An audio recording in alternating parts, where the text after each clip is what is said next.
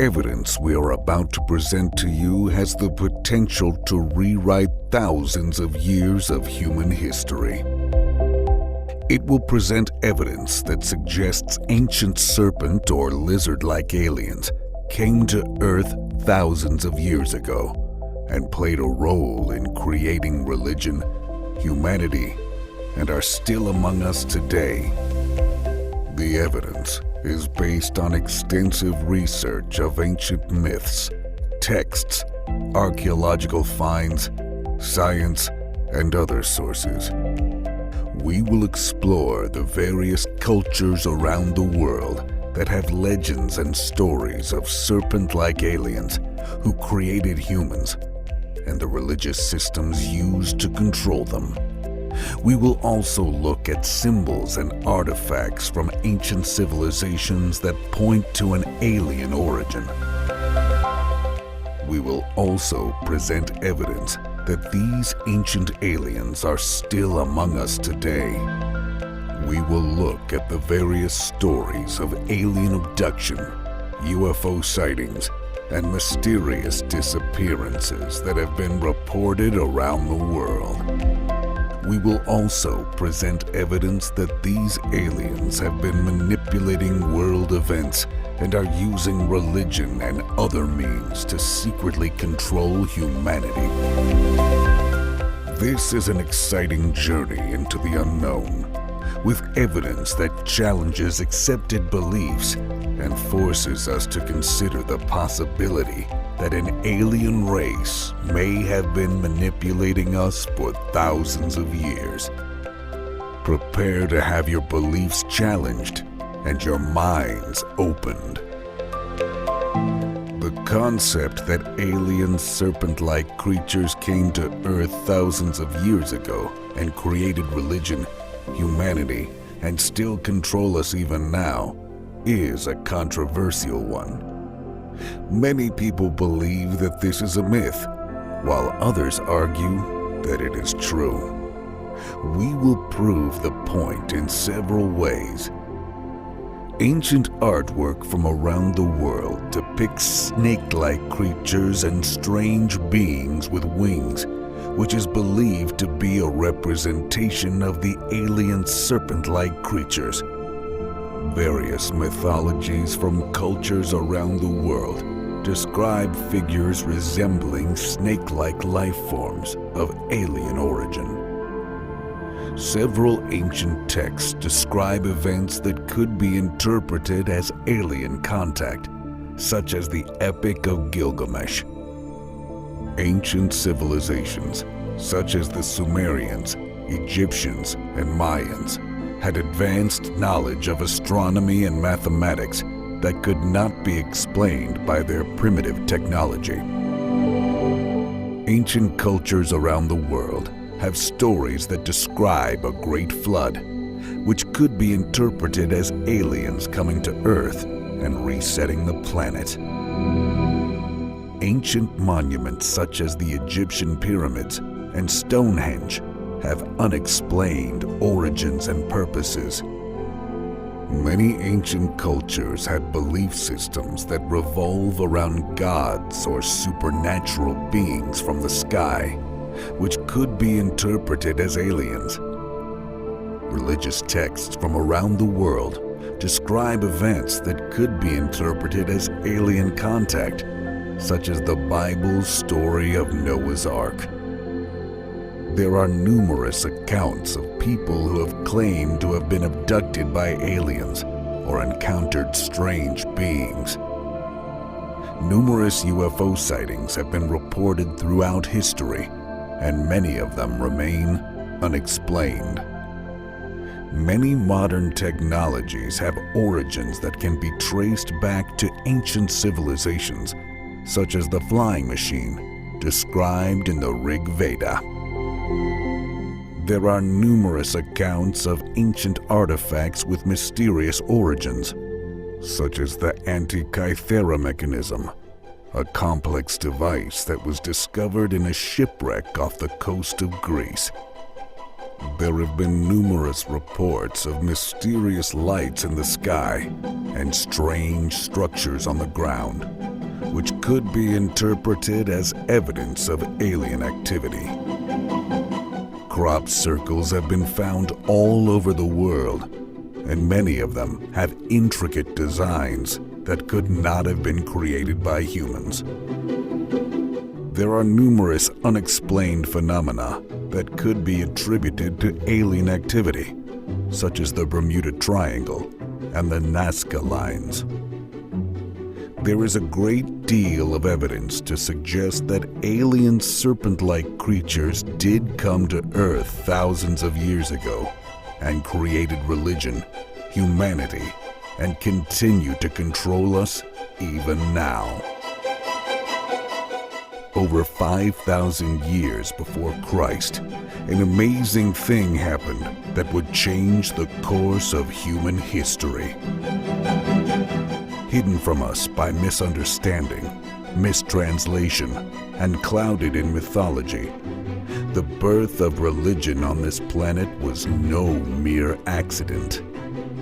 It was the result of an alien invasion on a vast scale, and it sparked the worship of the ancient gods.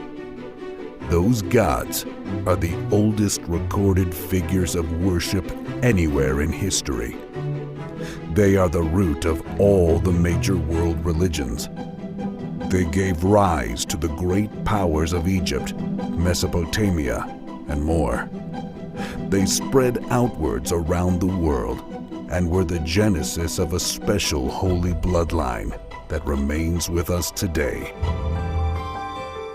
One of their descendants would be caught, beaten, and crucified, and yet he would rise from his grave, unrecognizable and accompanied by messengers of light. He would ascend in the sky, having cast off his shrouded skin. His bloodline would give rise to the royal families of the entire world. His bloodline would be protected, defended, and would control the globe.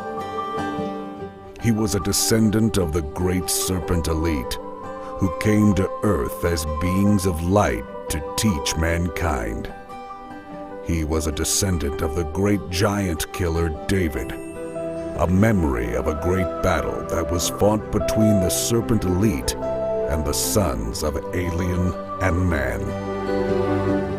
They were known as giants in the land. The aliens escaped Earth, but left behind their seed and tools of power and communication. It is prophesied that they shall return, and the signs are growing daily that they have returned and are right now dealing with their own elite bloodline, the men in power. This is the untold story of a very real and ancient alien invasion. In Africa today, there are the remains of the oldest form of worship anywhere on the planet. It is a cave in the shape of a huge serpent. All around, there are pieces of stone fashioned into thousands of small scales. This is the place of worship for the serpent. This is where man first came into contact with the aliens. The discovery of this one location surprised the world. Nobody expected original worship to be that of the serpent, and yet it is within every single religion. It is in all the myths of the world, and they all tell the same story. In the beginning, the serpent was the wise one, the only animal in the Bible to speak freely with his own mind and voice. The tempter, and yet also the holder of ultimate wisdom and the elixir of life. Mankind, in comparison to this remarkable animal, appeared foolish. From that day forward, the serpent would control man. The very genetic makeup of mankind altered from this moment. We cannot say exactly when. We cannot pinpoint the so-called Garden of Eden in time. But we can piece together the remarkable story of the moment the serpent aliens came from the skies. We can uncover the story of what happened next and how it has affected our own time. The truth is, aliens do walk among us right now. To many, the very idea that the serpent is hidden within our religions and mythology will seem bizarre. In Christianity and other faiths, it is reviled, and this itself is a folk memory of a fearful and warring past between mankind and the serpent. Nevertheless, the historical truth is that the serpent is there, and it is the root of all major religions. This has been proven again and again, both from scriptures and archaeology. The easiest and most clear way to realize that the serpent is hidden in our lives is to actually understand the language of the serpent itself.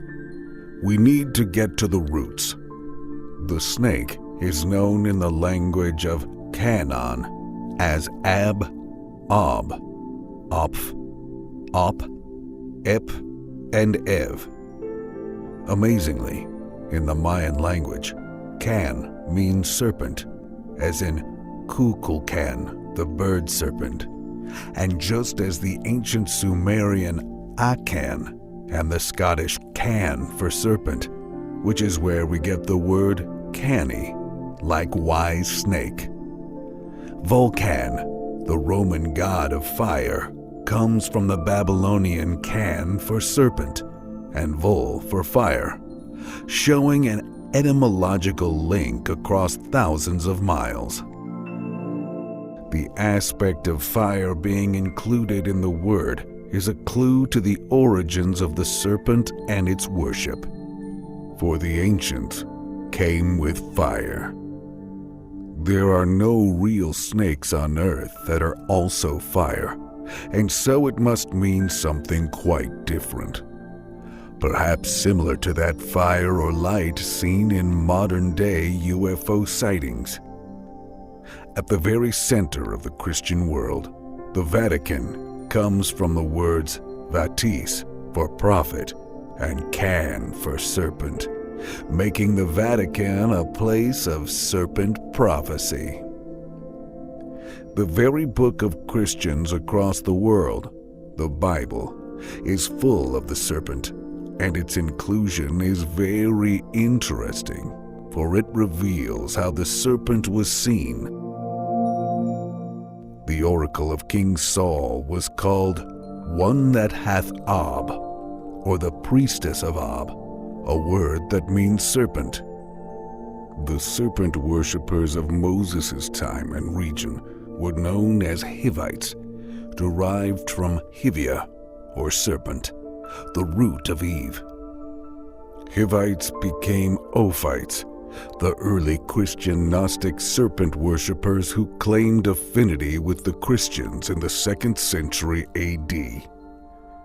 Indeed, the very children of Israel intermarried with them and served their gods. This is very revealing. Intermarriage and worship of the serpent gods.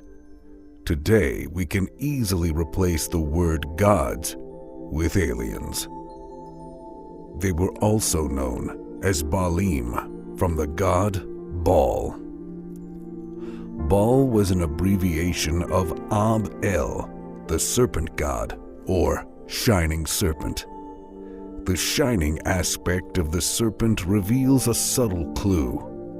The serpent was indeed seen in the sky and shone down upon us.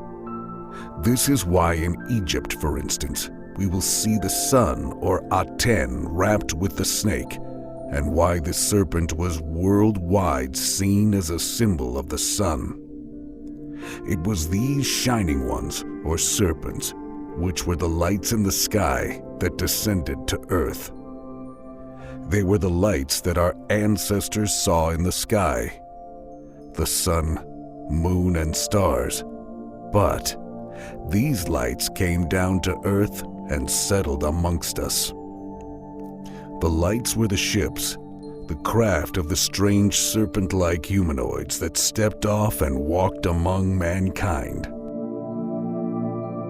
The Greeks called Baal Belair, which means a dragon or great serpent. Baal is the Assyrio-Babylonian version of the gods Enlil and Marduk, the same Baal seen throughout the Bible. So the Baal in the Bible is a Babylonian serpent god, one of the ancient lights of wisdom that descended to earth. The European, Beltane, should be rendered Baltan, both words signifying the dragon or serpent. In fact, Tanit was the patron goddess of Carthage in northern Africa, who was also associated with the Tree of Life, like Ishtar and Astarte, and she definitely crossed cultures into Europe, becoming the root of the word Easter. The name Tanit means Serpent Lady, and she is found on many coins in Carthage associated with the caduceus and symbolizing the role of Tanit in life, death, and rebirth. She is basically the same as the Queen of Heaven, Astarte, Isis, and Mary. All of these deities and names go back to Babylonian beliefs of serpent worship, which in turn goes across to Egypt and Mesopotamia in general towards the African ancient serpent cults, the very place that the original Shining Ones descended to Earth and began their teaching of mankind.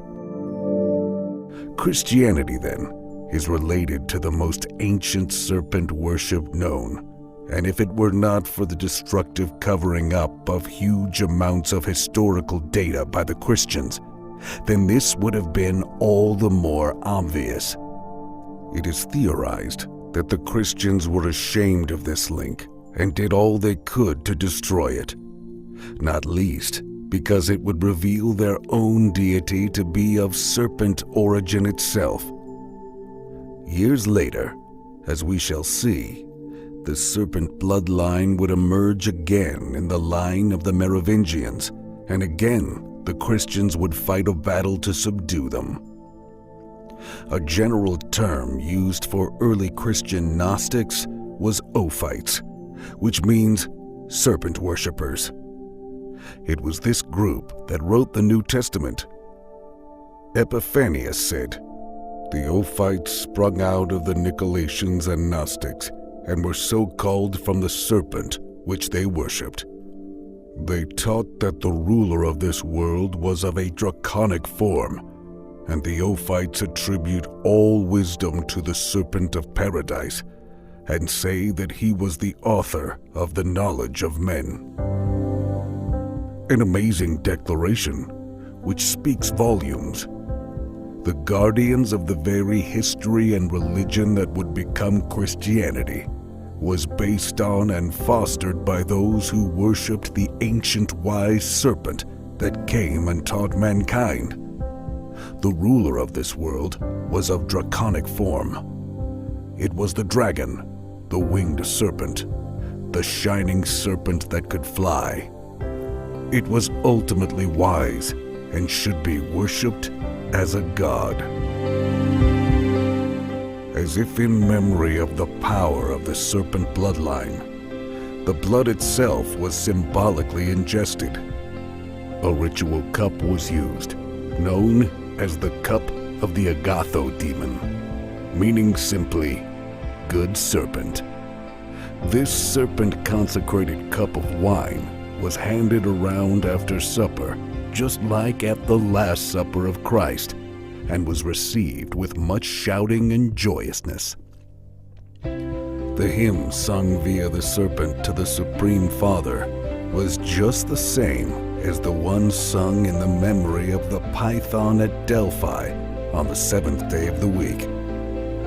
Now, thousands of years later, Christians still take the cup of Christ who was called the Good Serpent by the Gnostics.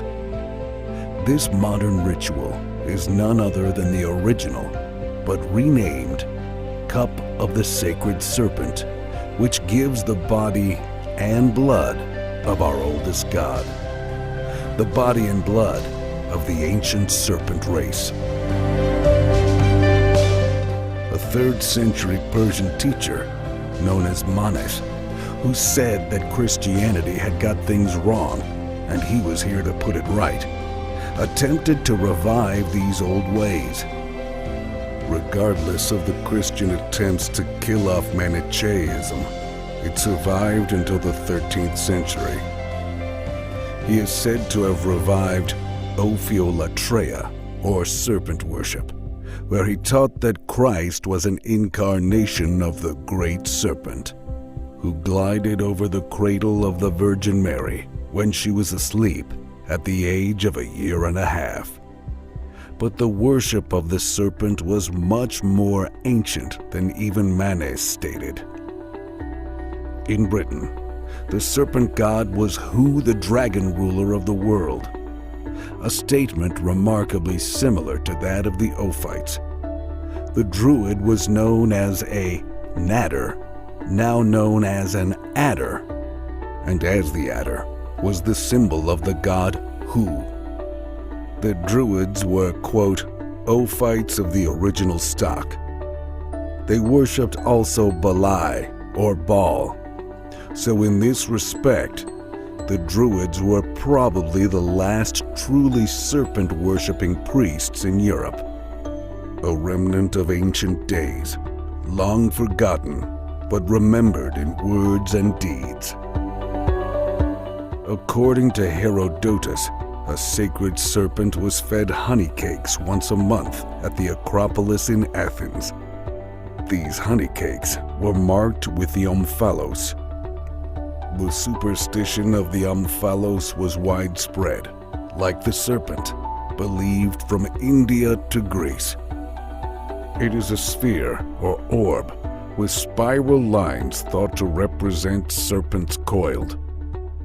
There are similar markings on ancient stone monuments across the world. To the Etruscans of ancient Italy, the omphalos was seen as a route to another world. It was placed in a trench called a mundus, and fruits were lowered into the trench, which was then covered by a huge stone. The entire city was centered on this spot, with all roads leading to and from it. This is a remnant of the idea that the serpent race came from another world, and the omphalos, a representation of the devices used for travel. Probably the most famous omphalos is the one now in the museum at Delphi. In Greek history, the Delphic oracle was called Pytho, or Python, the snake, and she was active for over 1,000 years, getting involved in anything from mundane day-to-day prophecies to matters of state. As throughout the history of the mystical serpent, it has been associated with powers of future sight, known to us today as precognition. An indication that the serpent is associated strongly with prophecy is the stark fact that the words for divination in Hebrew, Arabic, and Greek all mean serpent. This alone indicates that Hebrew, Arabic, and Greek are following the same beliefs over a vast period of time. In Islam, the snake is always seen as being closely associated with life. In fact, the word El-Haya, meaning snake, is close to El-Hayat, meaning the life-giving principle. The Prophet Muhammad is said to have spoken of the strange and powerful angelic beings known as jinn, from where we get genie, as being of 3 kinds, one of which was a serpent. Indeed, the white jinn are said to be formed from the irises of the serpent, The king of the jinn was Jamshid, who just happens to be famous for having a beautiful cup of elixir. The resplendent Jam, as he was known, was the first to organize society and was one of the first legendary rulers of Persia. Wine and sugar were made for the first time. He was the first to construct roads and build ships. During his long reign, Jamshid received a warning that in 3 severe winters, heavy snowfalls would cover the earth and all creation would be destroyed, very much like the flood of Noah. Jamshid followed the divine order and constructed a var, which is a fortress, into which he took the best men, women, animals, and plants to reproduce and replenish the earth after the snows had melted. His reign was remembered as a time of powerful, ancient serpent rulers who came to Earth, taught mankind, mated with humans, and eventually fell into a situation of war with their offspring. The exact same story we find in Sumeria, Egypt, the Bible, and numerous other cultures around the globe. A memory of an ancient invasion before recorded history. Of course, a lot of this suggests that ancient serpent aliens actually created humanity in the first place. And so, we must now move on to the mythical progenitors of the whole of the human race. A story of 2 people, created by the god of ancient times to populate the earth. A hybrid species, part god and part of the earth itself. Remarkably, the origin is found to be related to serpent worship from their Sumerian origins. The word Hevia is the root of Eve and means female serpent. It is connected to the same Arabic root, which means both life and serpent. The Persians even called the constellation Serpents the Little Ava, or Eve. In Old Akkadian, Ad signifies father, and Adam was closely associated in legend with Seth, Saturn, and Thoth, who were all associated strongly as serpents.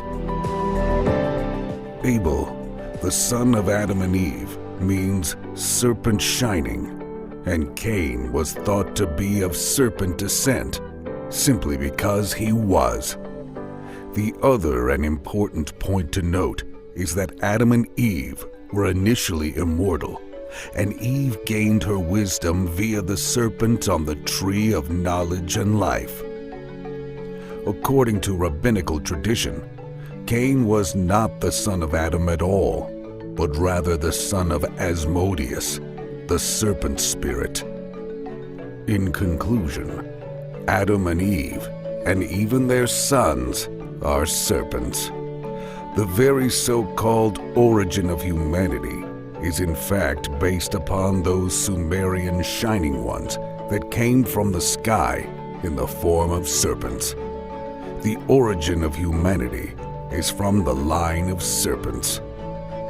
American indigenous people call the snake Anita Way, or supernatural. It holds a high place in their worship because it is magical. It controls rain and thunder, has dominance over other animals and plants. It is no different to the serpent in other parts of the world. Why would this be?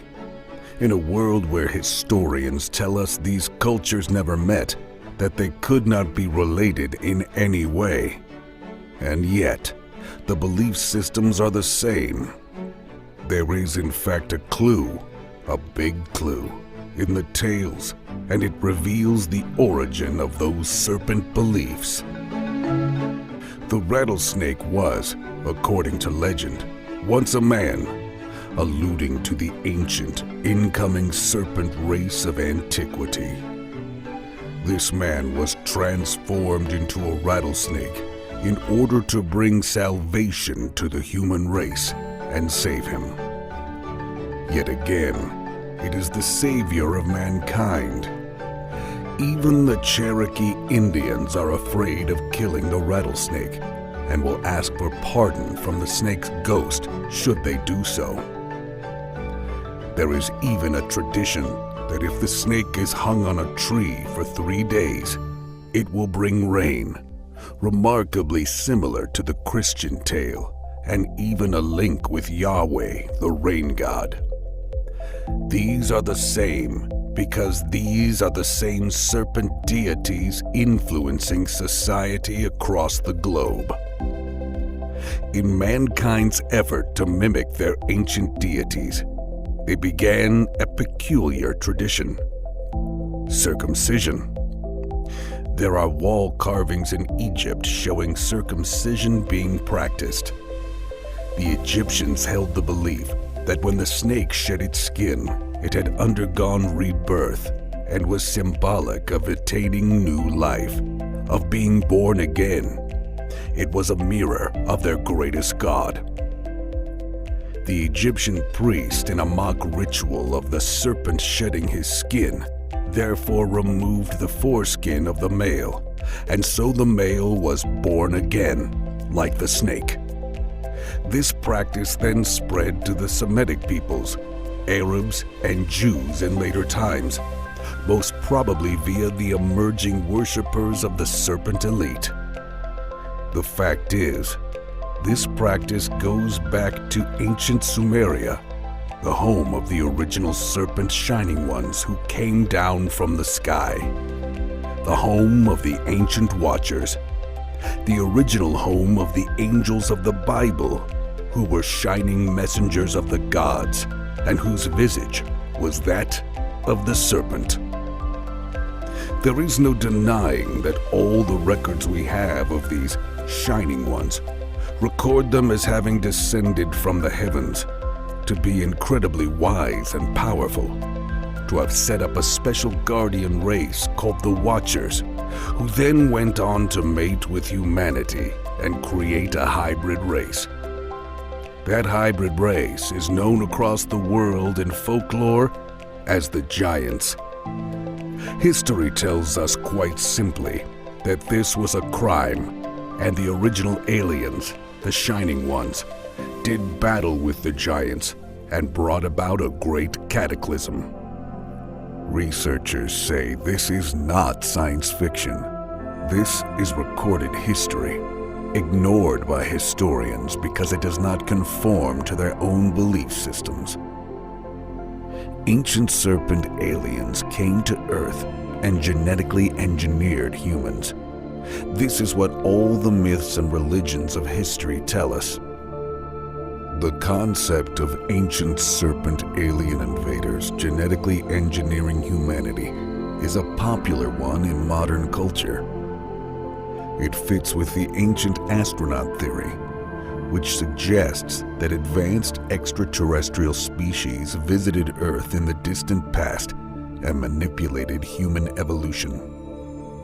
Evidence of this theory can be seen in the many unexplained artifacts from ancient civilizations around the world, such as the pyramids of Egypt and the Nazca lines of Peru.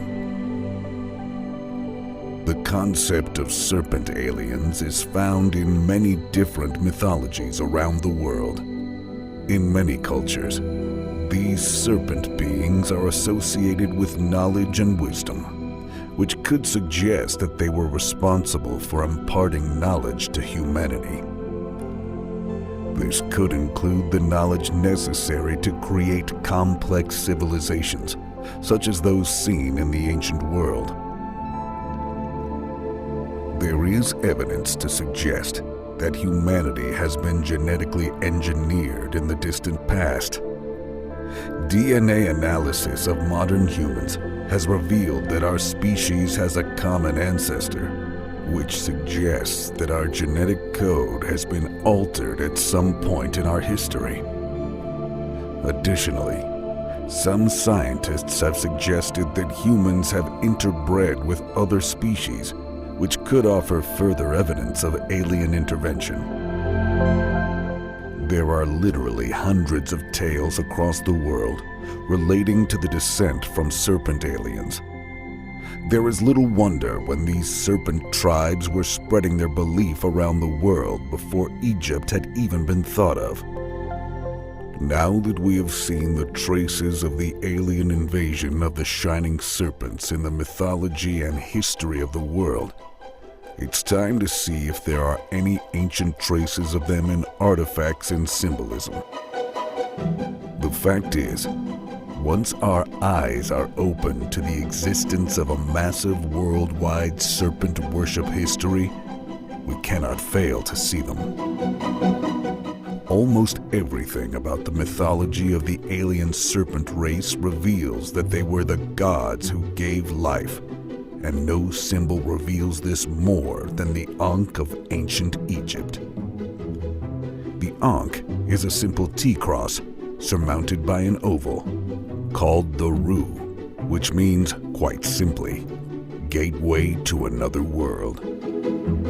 This enigmatic symbol of Egypt represents eternal life and was often found in the names of pharaohs such as Tut-Ankh-Amun.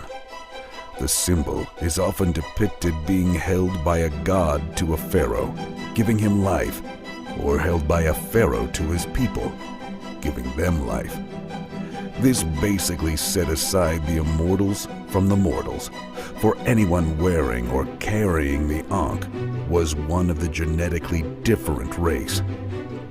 The pharaoh was God on earth, and so he held his own symbol of the sun and the serpent to his people. It is the loop, the Ru or gateway of the Ankh, which is held by the immortals to the nostrils. This is the same as the biblical God breathing life into the nostrils of Adam. The Ankh outlived Egyptian domination and was widely used by the Christians as their first cross, but in this symbol holds a clue to the secret of the serpent. Philo said that the Phoenician alphabet are those formed by means of serpents and adorned by them as the supreme gods, the rulers of the universe. Thus, bringing to mind the god Thoth, who again is related to the worship of serpents and who carried the alphabet, the rulers of the universe not only gave us life, but also the very alphabet they taught us how to communicate. Bunsen in the 19th century thought, the forms and movements of serpents were employed in the invention of the oldest letters, which represent gods. The most important of these symbols was the Ankh, which, without the loop, becomes the Egyptian Taut, the same as the Greek Tau, a simple T, a symbol upon which the deity of Jesus would be crucified. The Druids of Northern Europe venerated the tree and the snake by scrawling the Tau cross into tree bark. Amongst the modern Freemasons, the means clavis ad thesaurem, a key to treasure, or theca ubi res pretiosa, a place where the precious thing is concealed. That precious thing is the secret knowledge of eternal life, the secret of the serpent bloodline. This symbol became the mark or sign which would set the believer aside for saving when the gods returned. In Ezekiel, this is the mark that God will know, the mark on the forehead. The aliens gave a secret symbol for their own kind. This remarkable idea of wearing the Tau cross on the shoulder as a sign would later become part and parcel of the Crusader Templars' markings, the very same Templars who are instigated in the worship of serpents. Anybody who knows about the Da Vinci Code will know about the Templar-linked family of Christ, the Merovingians. They were said to be descended from Jesus and a serpent fish deity, and again, bear a red cross on the shoulder blades. We shall return to the Merovingians soon to unlock the key to the aliens that walk among us today. There are other signs and symbols scattered around the world that reveal the ancient aliens. If we move into the lands of the Celts, we discover more symbolism. Beautiful Celtic knotwork is derived from the images of the snake and the movements of the planets. It is a merging of the beings from the heavens and the heavens themselves. We can see influences of this in the spirals and other serpent shapes, not just in Celtic history, but also upon many of the world's ancient monuments. In Scandinavian literature and stone art, we can also see how the serpent appears, looking remarkably like Celtic knotwork. In Roman and Greek wall paintings, there are running spirals thought to be symbolic of the protective snake. Spirals and carvings of the serpent are seen all over the world, and it is always found to be in association with the serpent worship and strange and bizarre-looking alien-like creatures. It is no surprise that such images of the snake, in all its relative forms, should be seen on the most ancient of rock art. In the cup and ring marks, there are many images of what appears to be a serpent entering the cup and rings. Some have put this down to a serpent entering a hole, others that it is eating an egg. Nobody is sure. Maybe it reveals a kind of wormhole travel. Thoth was said to be the originator of serpent worship in Phoenicia. He is called a god, and he invented hieroglyphs. Thoth consecrated the species of dragons and serpents, and the Phoenicians and Egyptians followed him in this superstition. This Thoth is a memory of the first group who settled here on Earth and instigated the worship of the serpent after the flood or end of the last ice age, 12,000 years ago. Thoth was deified after his death, a time that nobody knows, and given the title the God of Health or Healing. He was the prototype for Aesculapius and identified with Hermes and Mercury. All healers, all wise, all teachers, all saviors, and all associated with the serpent for their powers, and all individuals who could map the stars and movements of time. All with the full superpowers attributed again and again to the ancient aliens. This Thoth is the archetypal alien invader, the memory of the host that came down from the sky and taught mankind. The symbol of them all is the Tau cross, the mark of Cain, the symbol of the ancient alien invaders, the symbol our fabled gods have been sacrificed upon. If you wish to hide a secret, hide it in plain sight. And that is precisely what they did. For thousands of years, this symbol has become a sign of the ultimate secret, the ultimate truth of the origin of human civilization. It has been kept alive by one particular group, the guardians of the secret of the alien bloodline. It all began in Mesopotamia and is alive and well to this day in the bloodline of the royalty of the world. We have seen the history and mythology of the alien serpent past. We have seen the serpentine saviors rise and fall across the world.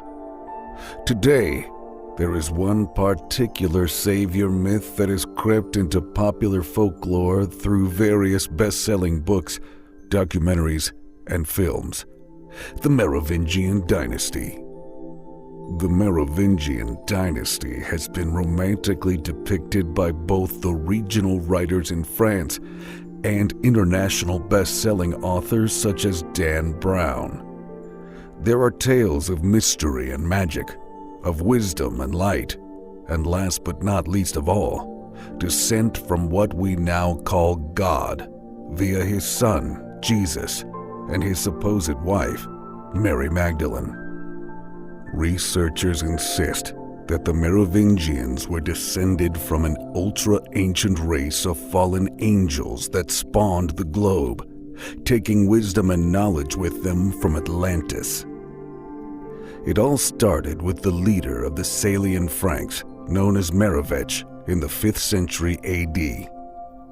Both he and his son, Childeric I, were great warriors and fought with superhuman strength against the Visigoths, Saxons, and Alemanni.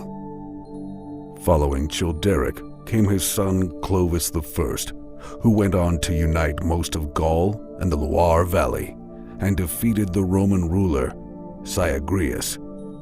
It was Clovis I who adopted the Roman Catholic religion for his nation.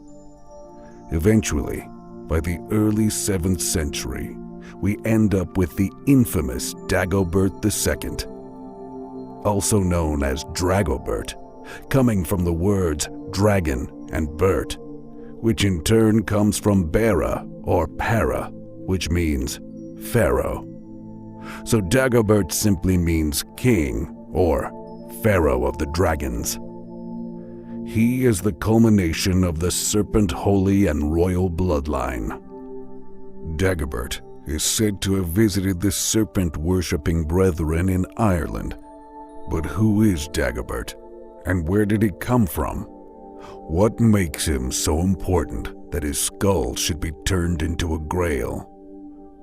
Dagobert II was a French king from the supposed Grail Merovingian bloodline, and was the last of the Merovingian kings to hold the title of Holy Roman Emperor. These Merovingians are said to be a dynasty of Frankish priest kings with magical power, shoulders of a red cross. Obviously, the Christians spread rumors of witchcraft and various other misdemeanors because Dagobert was seen as a threat. After several years spent away from his Frankish kingdom, Dagobert returned from Ireland in 679. Trouble set in, and it ended with the death of Dagobert and the rise of a new royal bloodline. The Catholics had wiped out the troublesome Merovingians once and for all. Or did they? The truth is that the Merovingian bloodline was already deeply rooted in the bloodline of the royalty in Europe, and it could not be erased. Scholars insist the ancient alien blood coursed through their veins, and they remain to this day one of the most powerful families on the planet. The Merovingians, connected etymologically with the snake as well as ritualistically, were simply descendants of the Serpent bloodline. The royal line descended from Serpent alien invaders who spread out across the globe in India and China, in Britain and America. The original and almost fabled Merovech is named after the sacred bull of the ancient Greeks, Mero. The ultimate secret held sacred by the Greeks was this: the bull has begotten a serpent, and the serpent a bull. The two are interchangeable.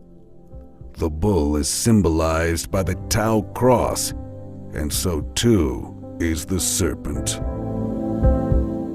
It was this King Merovech, the first in line of Merovingian kings, who was said to have been spawned by the great sea bull Quinotar. This is a giant sea monster with a bull head.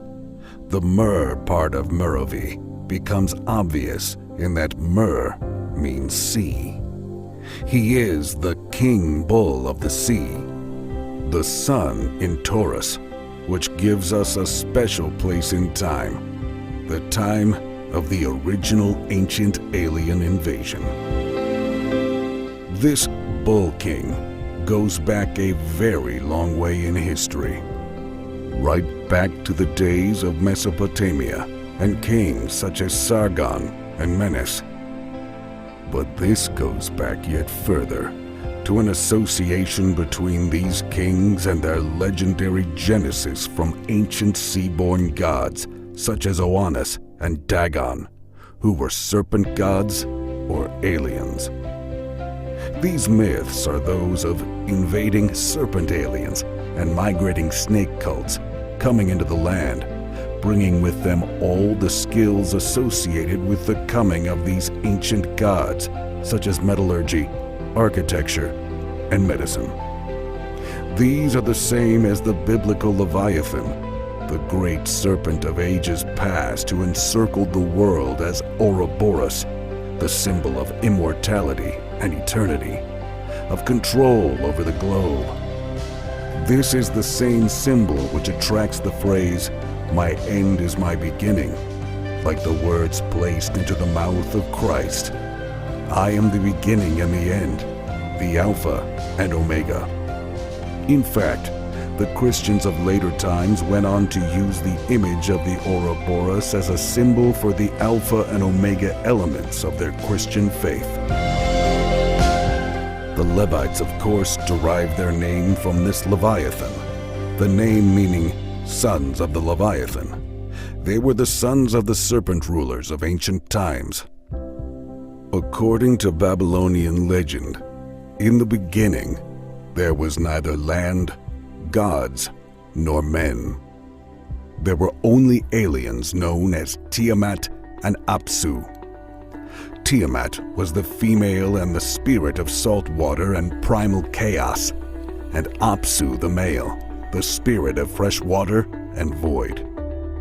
Tiamat is depicted with scales and a serpentine body and legs, with horns on her head. The union of these two gods produced all other gods, including the greatest among them, Quinigu. This later became the Quinotar, the progenitor of the Merovingians. Their bloodline stretched back to the end of the Age of Taurus. This, for the first time, gives us actual dates for the ancient alien invasion, and amazingly, it fits perfectly with all that we have discovered and their origin in the dawn of Mesopotamian civilization. 5,000 to 4,000 BC. Over thousands of years and across hundreds of cultures, the history of this ancient invasion by the great shining ones from the heavens altered and became legend and myth. Much of it turned into the great religions of the planet. But to some, hidden in these stories is the real truth of an invasion of planet Earth by beings so strange that we called them serpents. Ancient man left cave paintings and tales of their coming across the world. Signs are everywhere that the great guardians of the Shining Ones, known as the Watchers, mated with human females and a hybrid bloodline was born. It became the bloodline of the rulers of our globe and was protected and kept secret. Every now and then, the secret would emerge into popular mythology with people such as the Merovingians and tales of superhuman powers. Up until around 5,000 BC, we know that mankind had no great civilizations. It had been this way for millennia. Then suddenly, at the very time we know as the Age of Taurus, at the very period that our remaining texts tell us that the Shining Ones came and taught humanity, it all changed. Suddenly, civilization erupted. The Sumerians migrated to Mesopotamia, towards something that seemed to attract them. This is the period of tales of a great cataclysm that we know of as the Flood. Judgment from above, the gods were angry and dealt humanity a cruel blow. These tales are worldwide. Civilization erupted, and great learning spread far and wide. Serpent rock art appeared all over the world. A great and powerful image of a horned god now begins to find itself everywhere. This is the Lord of the animals, the image of the one who had all the knowledge. In the Bible, he would become the one we know as Moses, the wielder of the serpent staff, the teacher of his people, the one who would raise up the brazen serpent in the wilderness to protect his special people from other serpents. This is the period that Enoch tells us was the time of war between those who had come down from the sky, the angels, the Nephilim, the Shining Ones. These were the great shining serpents who had magical flaming swords and wheel-like or disc-like ships that flew around the sky. As the scribe of the Shining Ones, Enoch himself was shielded from death and taken away by the aliens to live out his days in heaven. Christians today know him as the man who walked with God, and the reason is simple. God came down to earth and walked on our soil, spoke with Enoch, and then returned. Whatever this means, it does reveal that ancient man witnessed something remarkable. Evidence shows us that this was the period of the ancient invasion of planet Earth by the shining race of serpents who came from the sky.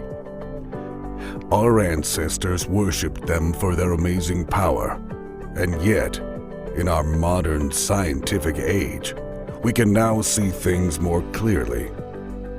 These were not angels or messengers of light. These were not great Greek deities set on high and issuing commands. They were not the many-faced Hindu or Egyptian gods. These were beings from another planet who came here with superior technology. They helped mankind start civilization. They bred with us and fought with each other. Most, we are told, left, but the hybrid race remained among us as special people. And now, with every passing day, NASA tells us that they have discovered yet another Earth-like planet that could sustain life. They find ancient rivers and lakes on Mars, and even fatty acids within the Martian soil. They alter their equations on the existence of alien life on a weekly basis. Even they are growing more and more aware that soon they will discover something special. The question is, will we awaken the ancient invaders? And will they return? If they're not already here. Well, the fact is, these serpent aliens may use more than space to appear on Earth. They may also use time. There is a growing body of evidence to suggest that such time travel events are indeed taking place. In many cultures, there are stories and legends of serpents that could transform into human form and were capable of time travel.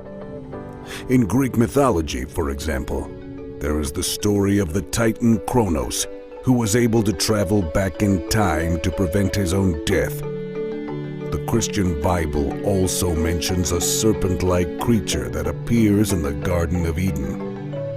This ancient creature is believed to have been able to manipulate time and space. Many scientists now believe that some form of extraterrestrial life exists, and that it may be capable of time travel. In recent years, a number of objects have been discovered in space that defy explanation. These objects appear to be moving faster than the speed of light, and some scientists believe they are using a form of time travel to reach their destination. There have been many reports of strange lights and objects in the skies that cannot be explained. Some of these sightings may have been attributed to UFOs, and some to time-traveling aliens. many ancient writings describe mysterious creatures that are capable of time travel and are believed to be extraterrestrial in origin.